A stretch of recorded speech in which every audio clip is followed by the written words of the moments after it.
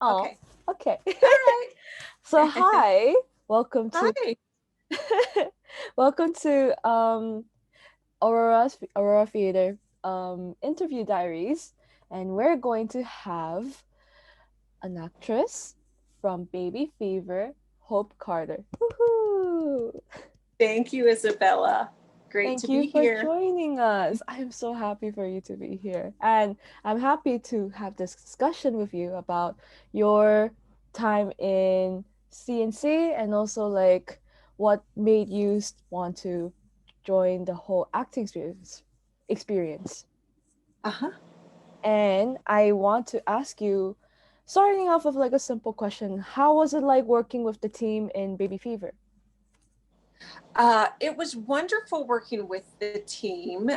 Erica was a delight, and I loved having a little sister character. I was the little sister growing up. I was the third of three children. I was far behind. So I always wanted a younger sibling. So it was wonderful to have that experience. And the writer was amazing. She's an actor as well, so she could give us those wonderful insights and help us get it to a funny place, where it meant to be. And she knew the nuances, and it's really a really, really funny script. I bounced some lines off a couple of friends before, and they're like, this is really funny. This is really good. And I'm like, yeah, it is. It is. I really was very appreciative to be included on the project. And it was a great experience, and the directors and everything, and the theater. It was great. I had stepped away from acting for many years, so this was a great reentry point and a wonderful experience. That's really nice to hear. I'm glad that you enjoy the whole experience, like working with like a topic about motherhood with like the playwright and all of that kind of stuff. And I remember you said that you relate a lot to the whole theme of it since it was start like it's been a new thing for you, have it, isn't it? It is. It is. I'm the mom of two kids. Mine are a little bit older, 9 and 6. But I've worked with kids in practically every capacity. And until I became a mother, I had no idea what that fully entailed. Just the 24-hourness of it, the just the ongoing tasks, and just feeling like, what is the saying, you're only as happy as your least happy child. Just feeling that emotional connection to other humans and their variations day in and day out. Yeah, it's a wonderful experience, but there are nuances of it that nobody informed me of. And So I yeah. mean, what nuances that you were able to relate with the character in Baby Fever in terms of that kind of sense? I related to Michelle kind of just with the overload of things, the just the constant multitasking. And she has three children, and one is a baby, and one is a very active toddler. And it's just, I think just the sheer number. When you have one child, you can contain them in your lap. When you have two kids, that becomes more difficult. When you have three kids, you can't hold on to all their hands when you're crossing the street. I mean, it's a gradual thing. And I do not pretend like I know what it's like to have three kids. I read an article where that is extremely hard, because you think you can still have control of the situation, but that's really not the reality of it. People with more than three kids have faced facts, theoretically, that they are no longer in control of the situation. But people with three kids sometimes think they can maintain that control control. And I think that's where Michelle is. She just thinks she can keep tabs and look around the room and keep her eyes on everything and maintain a conversation with her sister. And she, and it doesn't go as smoothly as she would like. Mm. So she's feeling that. I feel that. I relate to her in that manner. Sorry, there's a construction in my apartment. Uh, this is the baby of my situation. Yes, So, yes, all hours. and also, Yes. I want to ask you in terms of like, so you said you were the older sibling in your family. I'm the youngest, and Youngest? I'm 8.5 years behind my siblings, which I think was a kind of a saving grace. I think I word has it that my mom was was more enjoying of my childhood than she Oh. was able to enjoy my siblings because they were close in age. She was always concerned about them and getting their needs met. And then when the third one comes along, of course, the rules get a little more lax. There are older siblings to help take care of the younger one, etc. So yeah, I think birth order is very interesting, and where you Yeah. fall in that order, and what your priorities can become in life because of it. Also, I think in terms of like the younger sibling, the youngest sibling usually like that's when the parents are now knowing how to parent, right? Yes, yes. And they're feeling free in certain ways. My Mm. family has their own business. My older brother works there. I was free to pursue acting and art and different things, and that was okay. I think the youngest child feels a little more free to kind of explore options, Mm. sometimes a bit more. So Well, that's nice. And now when we move on to like uh acting, how does it feel doing theater on Zoom? Because it is a different medium to what people usually do. yeah, Zoom was fantastic for me. Wouldn't, I've been away from acting since I became a mom, which was 9 years ago. I did a few projects in New York, and then after that, and I wasn't able to pursue it because I was a busy mom.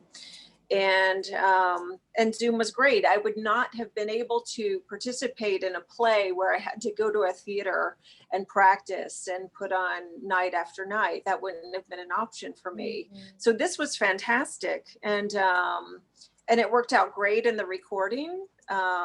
You know, we used a couple of tablets and one speaker, and you just have to pretend like the person is not to your side. The person is on the screen, um, which isn't a huge detail, and I thought it worked out great.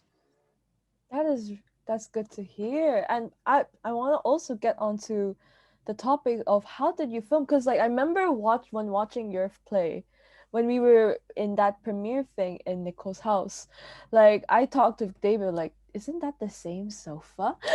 Are they both using the same sofa? And when you Uh-huh. said that you were both on the same sofa, so that means you both film at the same time? We filmed at the same time. It was an L-shaped sofa, so I could see her Oh. out of my peripheral vision, but I was speaking to the screen ahead where I also saw her. So it was just kind of blanking out her own physical self and just focusing on what I saw um, on the tablet. And it worked out. We got it quickly recorded. Um, you know, we said the gods of sound and video were with us in that in that moment, and that was great. It worked.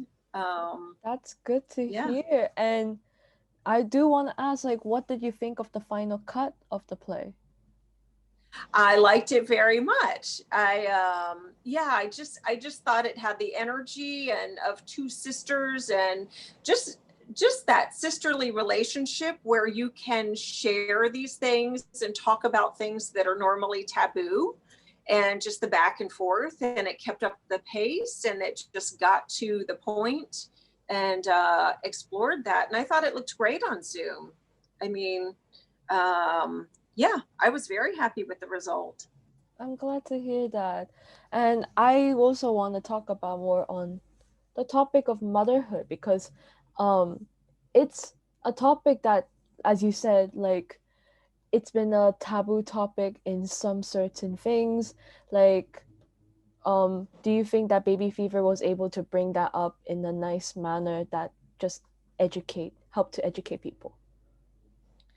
I feel like, yeah, it definitely addressed it. I mean, and it was full force in some way because it's two Yes. sisters talking.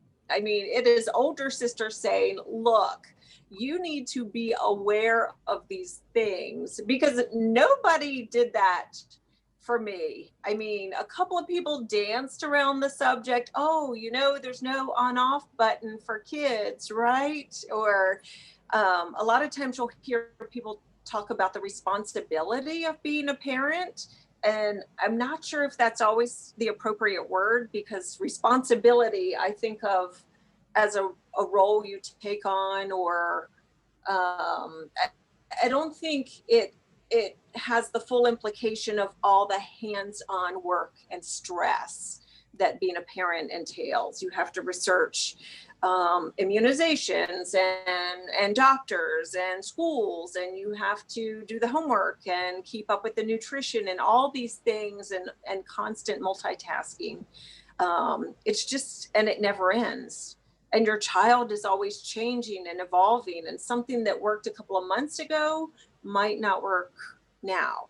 Damn. um, as they change and grow and learn more on the playground and from media and different things. So it's interesting. I mean, it's really interesting.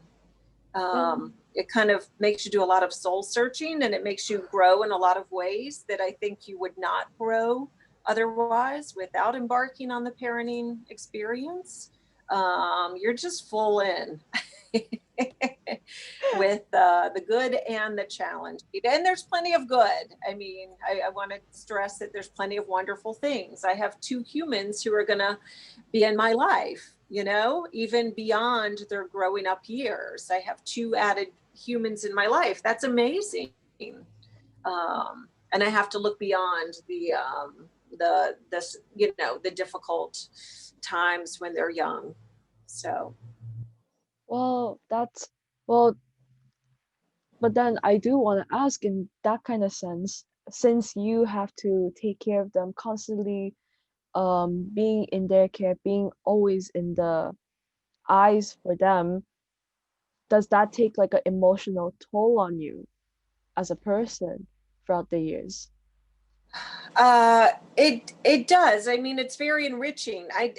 I wanted to be a mom since I was a little kid. I don't remember ever not wanting to be a mom, and I'm used to working with people. I work in in healthcare besides acting, and the therapy area. Um, so that's important to me, working with people and connecting with people. Um, it does take a toll eventually. I mean, you never know the temperament, and you never know. You have to kind of see where your child is at a given time, and see where you are at a given time. And some days I'm not feeling my best, and I still have to show up and be there and provide, and try to meet them halfway, at least for where they are. Um, so I like to incorporate creative things and validate feelings and do all those things. And hopefully it's enough. Um, there's a concept called the good enough mother, which I learned about years ago. And the thought is that's all you can do. You can try to be a good enough mother. Nobody can be perfect. That's impossible. Try your best to provide and give your kids what they need. Build coping skills in them. Build a healthy self-esteem, and do what you can. But beyond that, you have to kind of trust others to pick up some slack now and then. You have to trust your child to build up and have their own experiences, and you have to let them fail. There are lots of aspects of it. So, Well, I mean, as long you love your kids in the end and you just cherish them the whole experience of being from when they were a baby till now, I think yeah. that's still a good memory for you. And hopefully when they grow older and then like they will help be able to like give you back of everything they have done for you. Yeah, and I try to create positive memories. You know, can I create a positive memory out of this moment? Mhm. What are they going to take from this moment? Are they going to remember this? What can we recreate together? Some days it's easier than others. Um, but that's all we have that we can do sometimes, is just be in the moment and be present and show them love, like you said. Well, that's really nice to So. hear. And I really hope for the best for you and your kids. And shall we move on to the topic of what Thank you. made you want to do acting? What inspired you to do acting from the beginning? Um, I wanted to be an actor from when I was a kid, and I used to write as well. I used to write soap opera scripts in my head when I was going to sleep at night. Soap operas were big in the US. I used to watch with my mom. My grandmother would have her soaps on when I went to visit her house. It was just this ongoing drama. I love how people relate to each other, and kind of analyzing people and analyzing a script. There are some parallels in that. That's part of why I became a therapist. And I just, I love um, just the act of storytelling, and the thought of how can I help set up something that promotes empathy? I'm very into looking at other people's perspective of things, because different people can experience a similar thing in different ways. And I think that's very important to validate and acknowledge. Um, and I think film and theater, in particular, do that. It's wonderful. I used to run cinema therapy groups at one of my old jobs, and assign a film and write questions for clients to analyze the film and experiences the character went through. And I loved it. I mean, I love just the idea of film and character, and how characters evolve through time, within a piece of work, um, or how they reflect on past experiences, which is more the case with this play, with Baby Fever. Mm. This is a mom who is reflecting on the last few years of her life, and conveying that to her sister. So, Wow. Then you had just made like that kind of like a psychological analysis of like how you think the character is going through. And I would love to try that cinema therapy one day. That sounds uh-huh. hella cool. I would love to do that for the sake for my own mental health. Yeah, yeah. And I do want to talk about your time in America in terms of like you did a production of Line by Edith O'Hara. How was that experience like? It was great. Edith, I think it was the longest running off-Broadway play. I hope I'm getting those facts right. And Edith was wonderful. She came from the Midwest, and she brought a small theater show to New York, and she loved it, and she stayed. She just passed away a month or two ago. Oh, She was 103 or 104 years old. And now the theater will probably close. It was in existence until then. Um, but So I don't know what will happen. I don't know if line will be picked up elsewhere, but it was a wonderful home. When I moved to New York, I didn't know about theater companies. I came from Virginia before then, Mm. and there are of course some theaters in Virginia, but I didn't know about just finding a theater company and just participating in their productions. I met somebody from the theater company in an elevator shortly after 9/11, and she invited me to come audition, and I did, and then I was extremely happy to be included. It was the 13th Street Repertory Theater, and I did several productions there. And it was a great experience, and I'm still friends with several people from the theater company years later, now that I'm in California. So Oh, that's good that you still keep in the connections. And I do want to ask that since you already have done like productions here and there in New York and up, I assume a bit in Virginia, yes.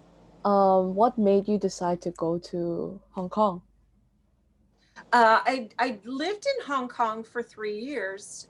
Just I moved there with my family, and I just found out about Aurora when it was coming close to my time to leave. I wish I had discovered them sooner, but I saw an advertisement for an online play, and as I said, that was the option for me. I could do online things. I've been realizing this past year that some opportunities for trainings opened up to me because they were through Zoom and other things. So I loved my brief experience with Aurora. I would love to do future work with them. Yeah, hopefully we get to do a second version of CNC later, maybe next year. Yes, I mean, right yes, now we have a fourth wave. yes, So we most likely might go for that route. yes. We'll never know. We'll have to see. And Right. it's a shame that you discovered when you discovered Aurora a bit late compared when you had to go back. But then hopefully, yeah, we'll have a production soon for you to Yes, join it. yes. Better late than never. Yes. Yeah, yes. So then, I mean, but how did you discover Aurora? Did you like look through like social media or like in emails and stuff? You're like, oh, there's one for online. Like, how did you just discover it? Oh, my daughter pursued a little bit of modeling in Hong Oh. Kong. And one of the modeling sites is where I saw the ad for Aurora. I wasn't really looking for myself. I was looking for her, and I came across it, and I said, "Oh well, I can do this. I can submit for this. I can probably pull this off." So I sent in the audition tape, and then things progressed from there. So Nice. And how, I mean, and when you got the role of in Baby Fever, how did you feel? Like, what was your initial thoughts? I was very excited. I mean, it was like, oh, I got this one. Okay, that I am fully in this. Yes. I completely relate to Michelle, and I can understand this. Just the feeling overwhelmed and all those things she Mm. experiences. I didn't find the extreme humor in it. I mean, it takes time to find the humor in it, and just to get off book and work with your character and find that. And I was like, this is really funny. And friends were like, oh, this line is hilarious, and do it this way and try it this way. And yeah, it just came about. And with input from the playwright, as I said, as well, which was wonderful, and the directors. So yeah, so it was definitely a group effort, but it was wonderful working on a comedy piece like that. Yeah, it was directed by Joyce Lowe, wasn't it? Or Yes, yes. yes. That was a wonderful experience. And written by Marge O'Neill Bartler, right? Yes, Yes, Marge. yes. I seen her bio too, and wow, she wrote a lot of things, not just Baby Fever, and they sound. I want to read more of her work now. I know I want to read it. I want to see her other productions and see Yeah, some of her work, her acting work as well. Yeah, I'd love yeah. to look that up soon. So Now, shall we talk about your favorites? And what I mean by your favorites, I mean like, what's your favorite production that you were in? my favorite production that I was in ever. Mm-hmm. Well, I like this one. For comedies, I like this one, and then I was in another one called Ferris Wheel in New York. That was years ago, Ooh, and what's that that was more of a about? drama. It was for women after a tragic family event, Oh, um, well, that and sounds cool. yeah, but I like this one for comedy. I think this is just quick and just gets to it and gives a lot of opportunity for kind of comic relief. So I'm glad that you chose CNC as one of your favorite productions for comedy. But now, shall we move on to your favorite? Not what actors inspired you? what actors inspire me? I love Daniel Day-Lewis. I love Meryl Streep, of course. I um, I like some of the. I love the movie Cinema Paradiso. It's Italian, and I'm drawing a blank on some of the actors in that. But I just love the nostalgic things. I love It's a Wonderful Life, and I really want to play catch up. This has been one of my goals forever, and I hope to do it now. It's just to catch up on classical movies and to let my kids see that as well. It's just been a goal for a long time. I want to provide that. I want to just let them be able to draw from that in the future as one of their childhood experiences. And Broadway plays. I want to access those and different things. But those are some of my favorite movies and actors. Um, yeah, there are others. There are lots of others too. Well, that goal sounds really cool. I hope that you're able to achieve that one day. Thank you. Thank And you. I also, I mean, since Yeah, we I mean, just sorry, continue. oh oh no, I was going to say I waited to read Harry Potter.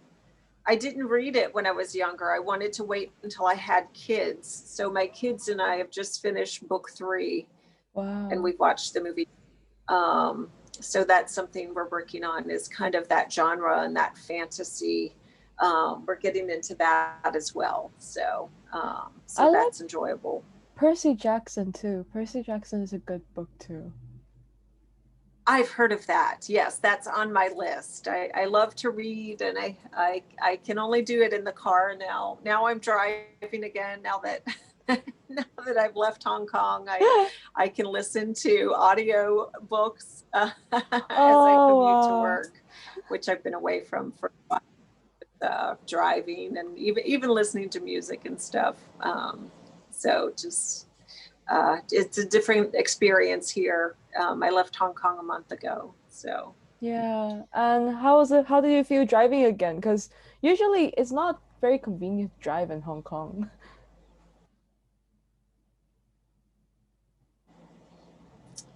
sorry, Um, I'm saying about sorry, you how broke does up it a little bit. feel? How does it feel driving again? Because usually in Hong Kong, it's hard to. It's not really convenient to do that.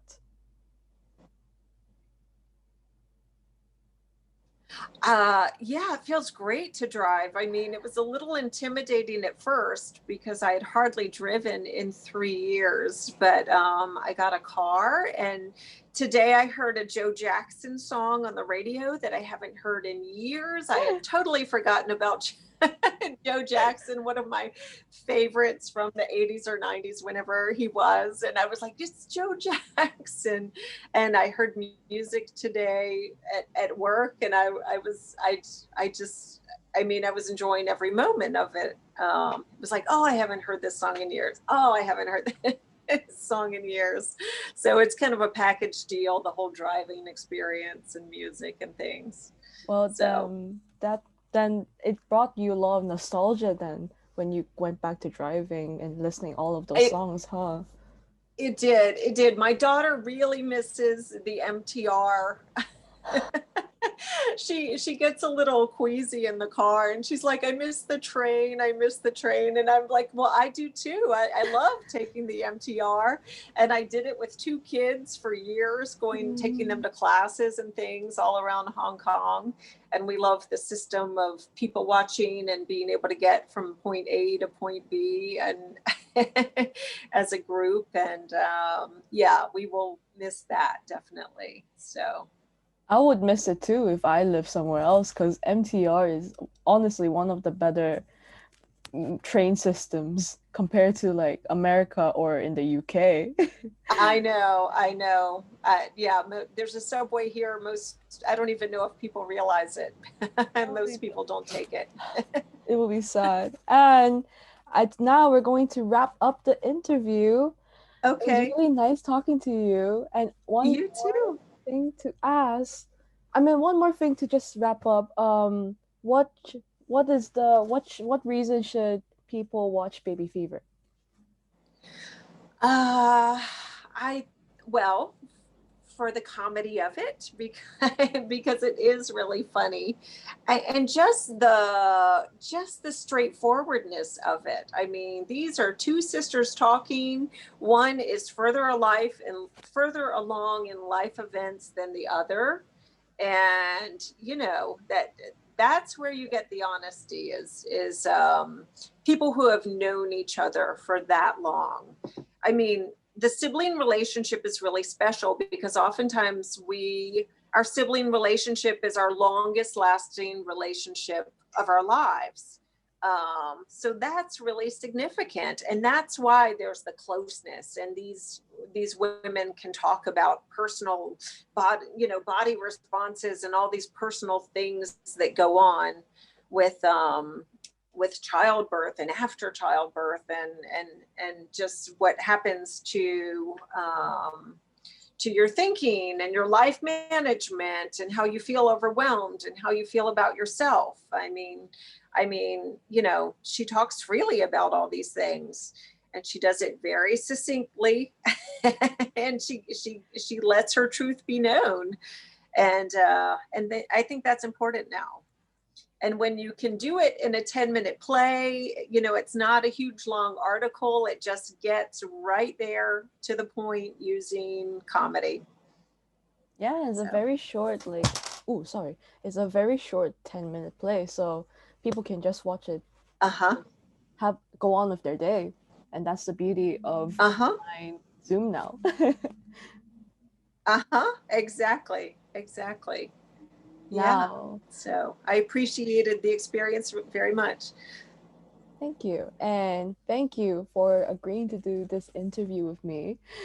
Yeah, thank you, Isabella. It's been wonderful. And I'm going I love to. Oh, sorry. Continue. Oh, sorry. I No, didn't I love cut you. talking about the project and everything and what it means, and yeah, and the opportunity. I was just very appreciative to be included.